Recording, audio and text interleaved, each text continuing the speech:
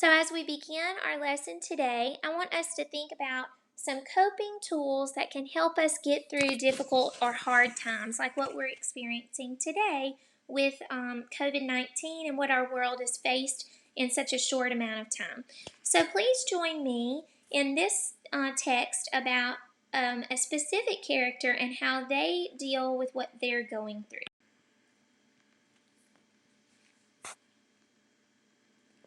Please fill in my blank using your chat feature. Sometimes life can get really blank. All of us experience stress from time to time. Very good, and I like how almost every person said hard. And that's a lot like what we're experiencing today. Our life is much harder. Things that used to be pretty easy are all of a sudden more difficult. And I'm noticing on that character's face, she looks very stressed out. You can tell she's sweating, her face is pink, she's kind of holding her stomach because a lot of times when you are stressed out, you have stomach trouble that comes with that. Maybe you are dealing with something really challenging at home. Keep filling in my blank, and you can see some challenges there with those characters.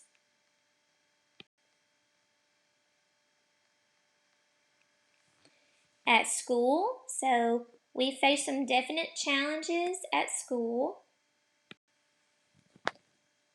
Or with friends. Maybe you're facing some challenges with friends that you haven't faced before because you're unable to see them like you normally would.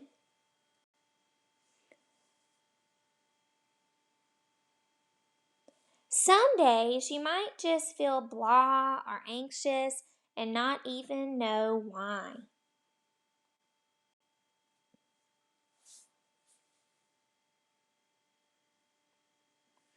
This is when using blank coping tools come in handy.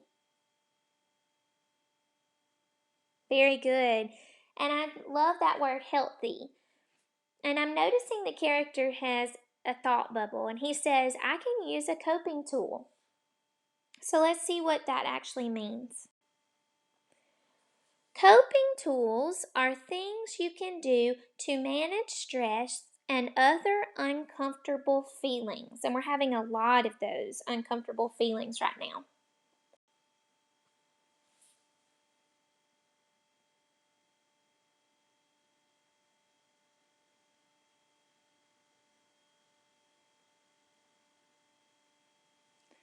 Some coping tools, like exercising and playing sports, can help you get rid of muscle tension and stress hormones called cortisol in your body. So, one of the ways we can deal with stress is by exercising and playing outside, playing sports. That physically helps our body process what we cannot understand sometimes. So, if you ever feel extremely stressed out, you can simply go outside and do something that requires you to move a lot, run or ride your bike. Those are coping tools.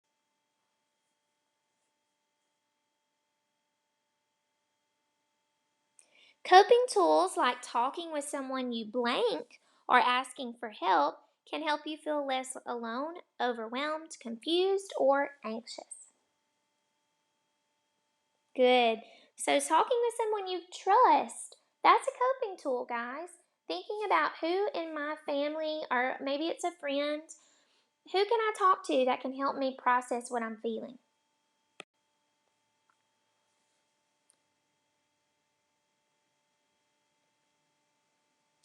Other coping tools like taking slow, focused breaths, stretching, and doing yoga can relax and calm your body and blank. Good, Marley, mind. Thank you for using your chat feature in the best way.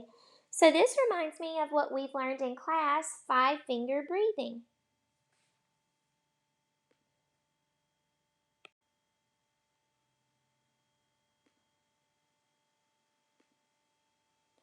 And then there are coping tools that can blank you from situations that you don't have much control over. These coping tools might be building something, playing a game, or listening to music. So I'm noticing you guys type the word distract. So there are sometimes things we can do that simply get our mind off of how hard things are and what we're facing. Distract. Notice it says building things, listening to music, playing a game. These are all things that would get your mind off of the stress you're feeling. That's a coping tool.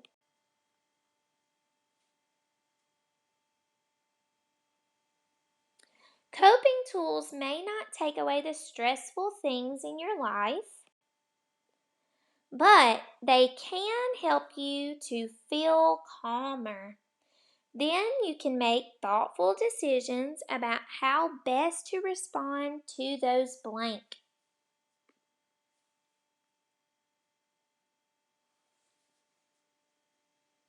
Good challenges. And I'm noticing the character has a sign, and his sign says, I can get through tough times.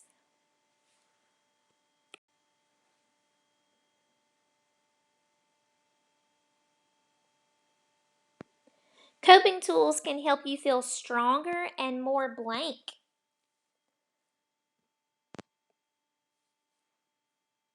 Capable. Good. So the word capable means that we're able to handle what we're facing. We're able to do what we think might be impossible. We're able. Notice that word able is inside the word capable. So I'm learning from this that when we have some coping tools, we can actually feel stronger and more in control instead of less control.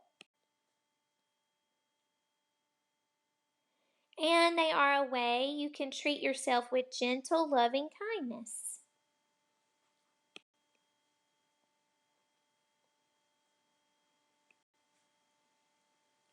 I want you guys to know that this is located in our virtual learning section of Google Classroom under the section called Tools for Mindfulness. In this, you can also notice that this is just one of the tools I've given you. It also has some important directions about do not click present so you can move the pieces. So I'm going to show you some of them that you can find and do on your own time when you're feeling stressed out. So here's one that you can actually print if you have a printer, or you could take a screenshot with your device if you don't. And it says check off which coping tools you would like to use by, it says dragging and dropping the X. So if you use it on your device, you can actually drag and drop. If you don't, you can screenshot it and you can X them out. This is just identifying some of the tools that you want to use when you're feeling overwhelmed. This is another one. As my screen loads, this is one that you can actually drag and drop if you're using a device. So it says drag 5 to 10 coping tools that you would like to use into the toolbox, and it gives you lots of different options.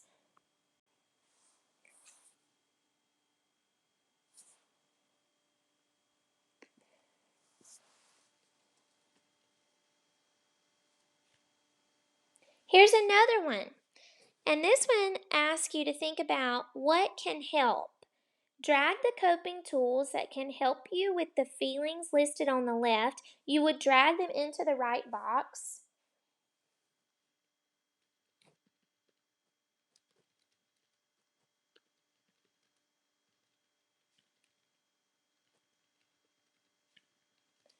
And then another one as my screen loads. And once again, you can find all of these in Google Classroom.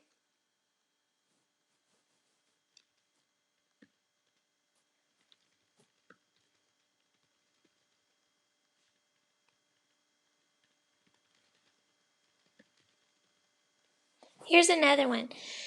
This one asks you to sort through the coping tools by picking out the tools that you know work for you, coping tools you're willing to try, and coping tools that you think do not work.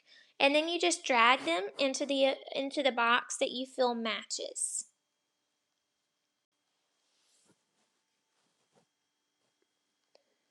There's also a survival guide located in Google Classroom. So these are some things I encourage you guys to check out. So I noticed earlier there's even a bingo game that you can play. I noticed that Harper asked earlier about, is there a required independent practice assignment? Guys, on Fridays, I will not be assigning a required practice.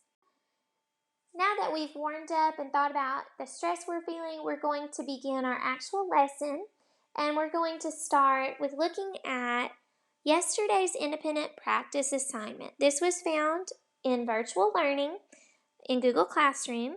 It was Thursday's independent practice. And let's go ahead and look at the text. Yesterday you read two different accounts. The first one was called Diary of Mercy Lewis, and the second one was called Research from a Historian. And I'm noticing at the top it even labeled first-hand account and second-hand account for you.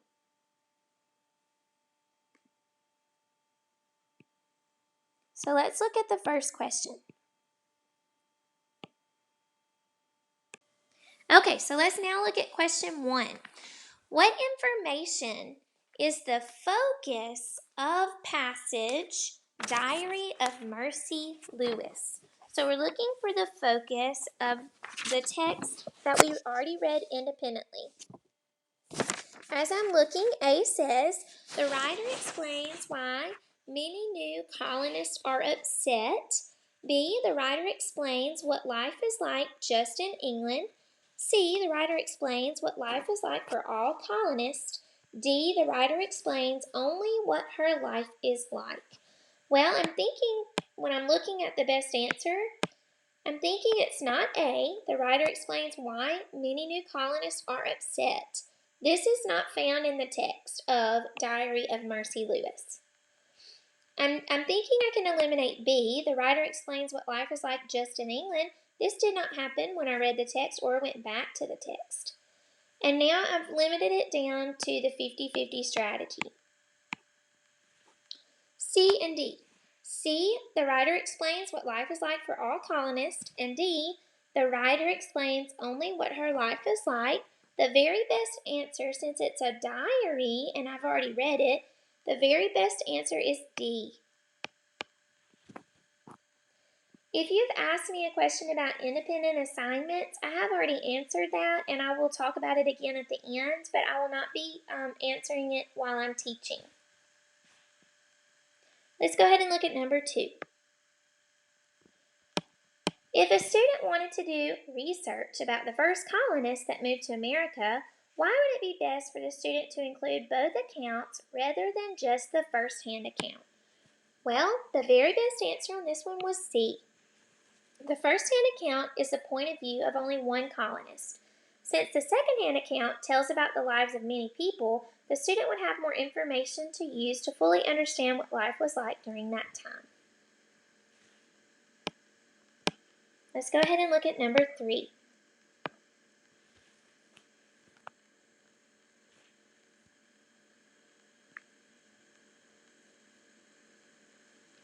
What information can you find in both Research from a Historian and Diary of Mercy Lewis?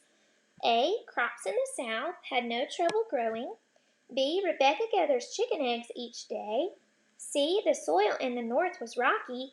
And D, all of the above. Well, I'm thinking it's not going to be D, because both accounts do not tell me about Rebecca gathering chicken eggs. So that immediately gives me the 50-50 strategy. The best answer is A. Crops in the South had no trouble growing.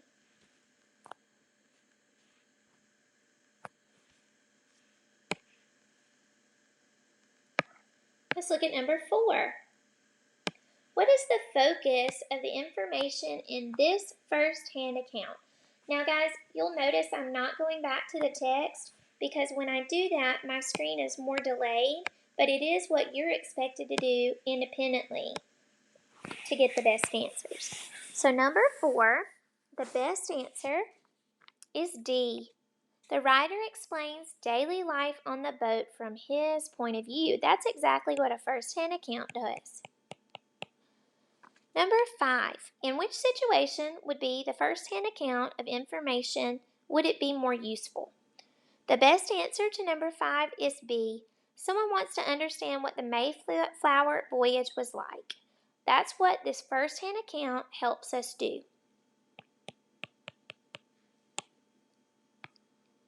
Number 6.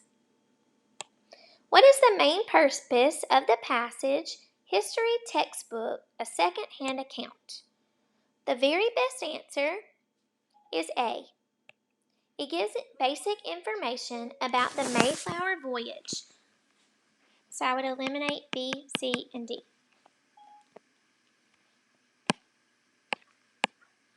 And that ends our independent practice that you solved by yourself, or you were supposed to yesterday.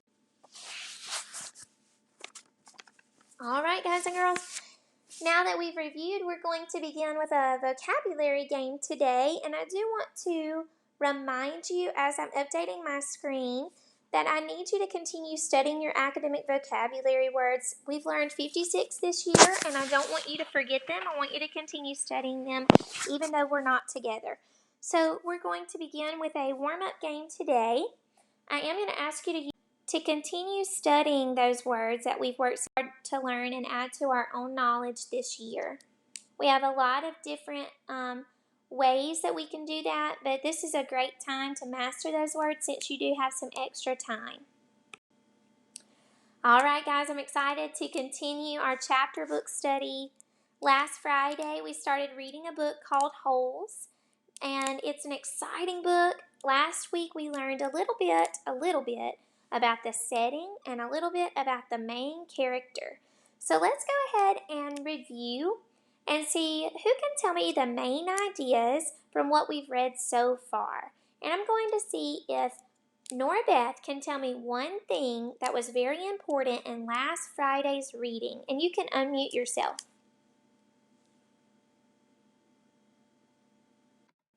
Nora Beth is exactly right. She said the main character was accused of committing a crime that he didn't commit. And because of that, his punishment was to go to this terrible camp that was more like prison.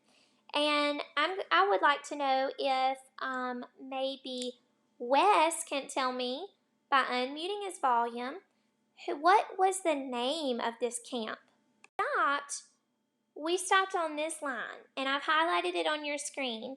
Things went wrong a lot. They always seem to be in the wrong place at the wrong time. So this was the main character's family. And remember, the main character's name is Stanley. So he felt like he had been cursed by a gypsy. And last Friday we talked about what a gypsy is. And so we're going to pick up here today.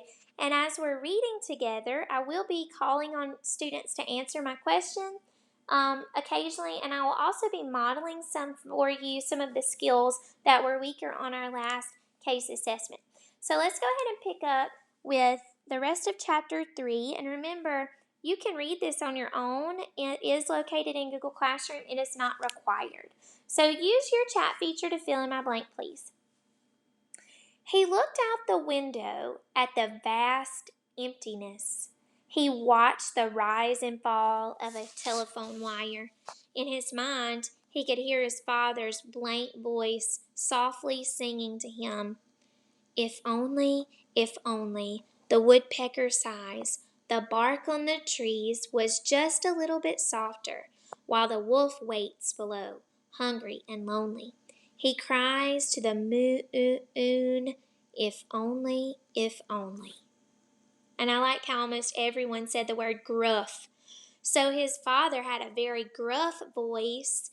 And I'm thinking, since it says he could hear his father's gruff voice softly singing to him, gruff is describing his voice. I can use context clues to infer. It does say it's softly singing, but I'm noticing his father, and I'm thinking about it's probably not very smooth, so the opposite of smooth would be gruff. So maybe a synonym might be rough, and that's kind of tricky because it does say soft, but you can sing soft and still have a rough voice at the same time. Okay, So let's keep going. Next paragraph. And Norbeth, I'm noticing your comment and you're correct about the information in the text. Let's keep going. It was a song his father used to sing to him. The melody was sweet and sad, but Stanley's favorite part was when his father would howl the word moon. The bus hit a small bump and the guard sat up, instantly blank. Stanley's father was an inventor. To be a successful inventor, you need three things: intelligence, blank, and just a little bit of luck.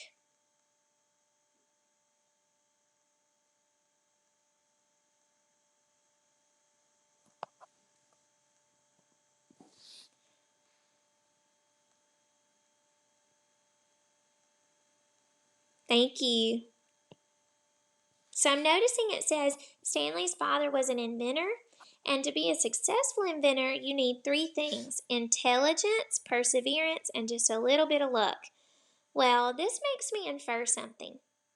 Since he previously said that they didn't have a lot of luck in their family, I can maybe infer he might not be the most successful inventor since they don't have a lot of luck, and he says that's one of the things needed. You're going to see I drew a star to show you where I am. Keep filling in my blank. Stanley's father was smart and had a lot of perseverance. Once he started a project, he would work on it for years, often going days without blank. He just never had any luck. So notice now I can back up my inference by saying I must have been right since the author of the text now tells me he did not have any luck. And good job filling in my blank. Every time an experiment failed, Stanley could hear him cursing his dirty, rotten, pig stealing great grandfather. Stanley's father was also named Stanley Yupnels. Stanley's father's full name was Stanley Yupnels III, or our Stanley is Stanley Yupnels, and then you can see there's a Roman numeral there. Whoa, let's see if someone can tell me what that Roman numeral stands for. I'm going to circle it for you. His father was the third, or it says Stanley's father's full name was, and then our Stanley is, we can make an inference. Let's see. Liam, can you unmute your volume and tell me what you think about that Roman numeral? Everyone in his family had always liked the fact that Stanley Lentils was spelled the same frontward and backwards, so they kept naming their son Stanley. Stanley was an only child, as was every other Stanley Yentnals before him. So look at that pattern. They always have only children. It's pretty weird. Let's keep going. I'm going to draw an arrow for anyone that might not know where I am. Fill in my blank. All of them had something else in common. Despite their awful luck, they always remained hopeful. As Stanley's father liked to say, I learned from blank. But perhaps that was part of the curse as well. If Stanley and his father weren't always hopeful, then it wouldn't hurt so much every time their hopes were crushed. Not every Stanley Yentnals has been a failure. Stanley's mother often pointed out whenever Stanley or his father became so discouraged they actually started to believe in the curse. The first Stanley Yentnals, Stanley's great-grandfather, had made a fortune in the stock market. He couldn't have been too unlucky. So she tries to encourage them. This helps me to infer a little bit more about his mom. His mother must be an encourager. Maybe she's hopeful as well as his father, and maybe she has a positive attitude. So maybe she also loves them very much because she doesn't want them to be discouraged. These are all inferences I can make based on what we just read. At such times, she neglected to mention the bad luck that befell the first Stanley Yentnals. Now we're about to realize that maybe she was just trying to make them feel better. Maybe they weren't really as good as she wanted them to believe. He lost his entire fortune when he was moving from New York to California. His stagecoach was robbed by the outlaw Kissing Kate Barlow. If it weren't for that, Stanley's family would now be living in a mansion on a beach in California. Instead, they were crammed in a tiny apartment that smelled of burning rubber and foot blank. If only the apartment smelled the way it did because Stanley's father was trying to invent a way to recycle old sneakers. The first person who finds a use for old sneakers, he said, will be a very rich blank. It was this latest project that led to Stanley's arrest. The bus ride became increasingly bumpy because the road was no longer blank. Okay, so it's revealed a little bit more about this crime he was accused of. We know it involves something about sneakers. Another word for that would be tennis shoes. Since his father was trying to invent a good way to recycle old sneakers, and then it says the latest project led to Stanley's arrest, this tells me a little bit more about his crime, or the crime they were accusing him of. And Alexia, I'm noticing that you found the word increase. Good job. Okay, let's keep going. Let's see what happens next. Actually, Stanley had been impressed when he first found out that his great-grandfather was robbed by kissing Kate Blank. True, he would have preferred living on the beach in California, but it was still kind of cool to have someone in your family robbed by a famous outlaw. Kate Barlow didn't actually kiss Stanley's grandfather. That would have been really cool. But she only kissed the men she killed. Instead, she robbed him and left him stranded in the middle of the blank.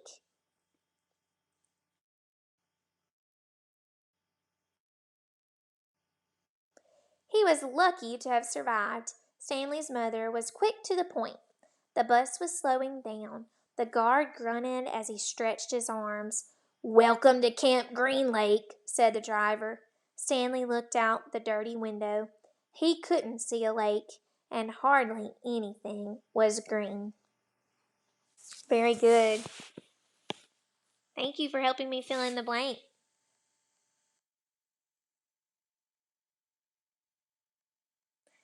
Stanley felt somewhat dazed as the guard unlocked his handcuffs and led him off the bus. He'd been on the bus for over 8 hours. "Be careful," the bus driver said to Stanley as Stanley walked down the steps.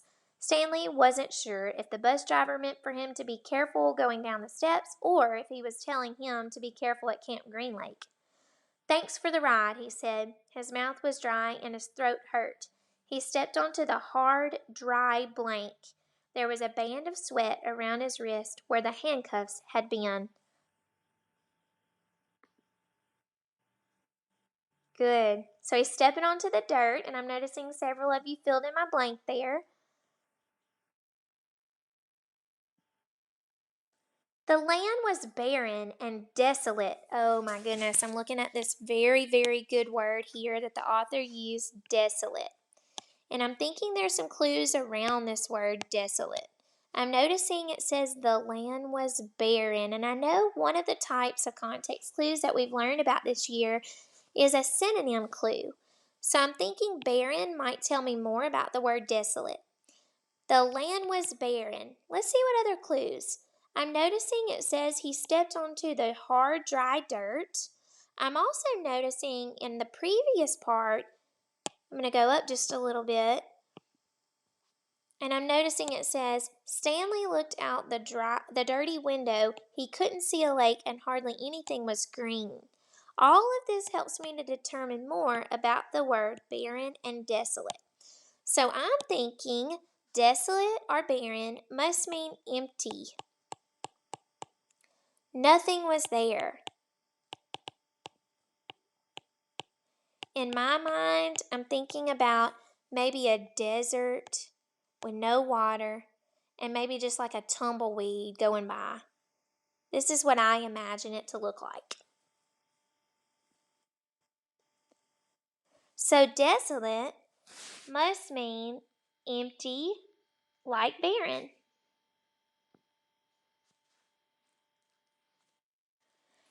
Let's keep going. He could see a few rundown buildings and some tents. Farther away, there was a cabin beneath two tall trees. Those two trees were the only plant life he could see. There weren't even weeds. The guard led Stanley to a small building. A sign on front said, "You are entering Camp Green Lake Juvenile Correctional Facility." Next to it was another blank which declared that it was a violation of the Texas Penal Code to bring guns, explosives, weapons, drugs, or alcohol onto the premises. Good job. Emma, you are correct. Sign is the word that I asked you to fill in. As Stanley read the sign, he couldn't help but think, well, duh. The guard led Stanley into the building where he felt the welcome relief of air conditioning. A man was sitting with his feet up on a desk. He turned his head when Stanley and the guard entered, but otherwise didn't blank. Even though he was inside, he wore sunglasses and a cowboy hat. He also held a can of soda, and the sight of it made Stanley even more aware of his own thirst. He waited while the bus guard gave the man some papers to sign. "There's a lot of sunflower seeds," the bus guard said. Stanley noticed a burlap sack filled with sunflower seeds on the floor next to the desk. "I quit smoking last month," said the man in the cowboy hat. He had a tattoo of a rattlesnake on his blank, and he signed his name. The snake's rattle seemed to wiggle. "I used to smoke a pack a day. Now I eat a sack of these every week." Good job filling in my blank arm. So he's noticing everything around him. He's noticing how thirsty he is. He's noticing the other characters. I'm thinking I can infer he's probably a little bit afraid. And I feel that he might be afraid. That's an inference I can make because it's talking to me about what he sees on the signs. It's also talking to me, and I'm highlighting some evidence for you to see where I'm gathering these inferences from. It's also talking to me about this man, and he doesn't notice much about him other than what he's wearing. It's also what his tattoo, what he's saying. These are all clues that lead me to believe that he might be fearful. He doesn't know what might be coming. He knows he's in trouble. He knows he's there because he's in trouble, and he probably doesn't trust a lot of these people. These are inferences.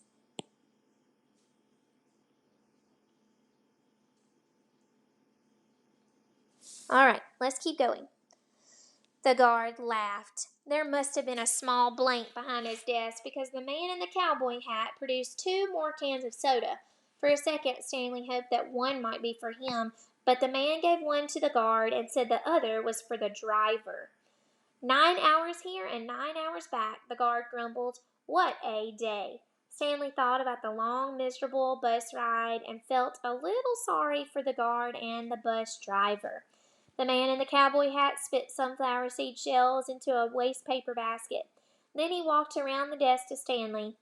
"My name is Mr. Sir," he said. "Whenever you speak to me, you must call me by my name. Is that clear?" Stanley hesitated. Yes, Mr. Sir," he said, though he couldn't imagine that was really the man's name. "You're not in the Girl Scouts anymore," Mr. Sir said. I'm thinking this might be a way he's letting him know he's not going to have a lot of fun there. Stanley had to remove his clothes in front of Mr. Sir, who made sure he wasn't hiding anything. He was then given 2 sets of clothes and a towel, each set blank of a long-sleeve orange jumpsuit, an orange t-shirt, and yellow socks. Stanley wasn't sure if the socks had been yellow originally.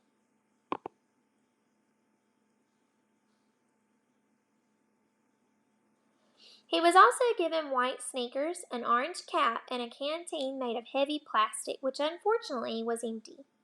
The cap had a piece of cloth sewn on the back of it for neck protection.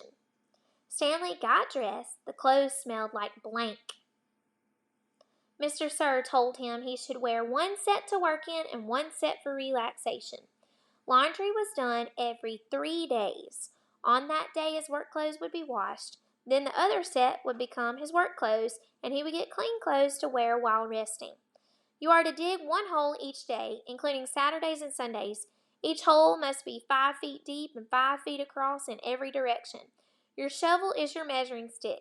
Breakfast is served at 4:30. Okay, so I'm thinking this gives me more evidence to back up that this is not a pleasant place, not a place you would want to go to. Let's see how Stanley reacts. Stanley must have looked surprised. Mr. Sir went on to explain that they started early to avoid the hottest part of the day. No one is going to babysit you, he added. The longer it takes you to dig, the longer you'll be out in the sun. If you dig up anything interesting, you are to report it to me or any other counselor. When you finish, the rest of the day is yours. Stanley nodded to show he understood. This isn't a Girl Scout camp, said Mr. Sir. He checked Stanley's backpack and allowed him to keep it. Then he led Stanley outside into the blazing blank. Take a good look around you, Mr. Sir said. What do you see? Stanley looked out across the vast wasteland. The air seemed thick with heat and dirt. Not much, he hesitated, then hastily added, Mr. Sir. Mr. Sir laughed. You see any guard towers? No. How about an electric fence?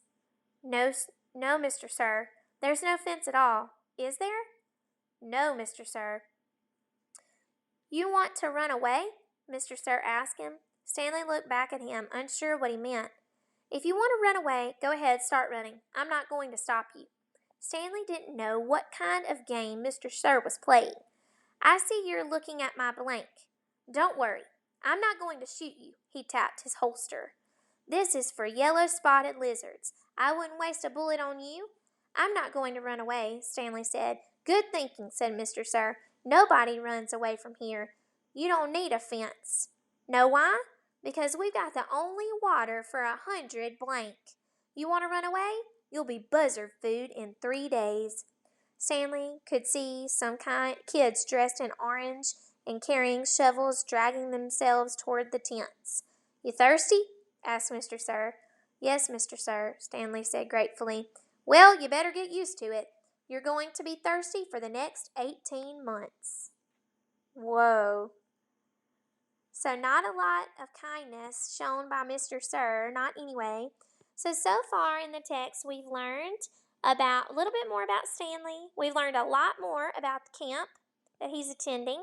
And now we've learned a little bit more about Mr. Sir. And he is a character so far in our text. He's going to be there for 18 months, according to Mr. Sir. And yes, that is a long time, Nora Beth. Good job. All right, guys, we're going to stop at this chapter, and I want to talk to you guys about what's expected over the weekend. So you're going to see my screen is updating. There is no required independent practice assignment on Fridays. These are some things that you can do. Read AR and take an AR test from home. Practice the new mindfulness tools in Google Classroom and spend time with your family. We will meet again on Tuesday. So remember, Language Arts meets on Tuesdays and Thursdays, and I'll talk to you more about what we'll do then at that time. So if you have a question, I want you to stay on with me. Don't forget Liam to stay on. You'll be meeting for a few moments with Miss Good. Everyone else, I hope you have an excellent weekend. If you want to talk to me for a minute, you can stay on and do that if you have any questions. I love each and every one of you. Have a great weekend.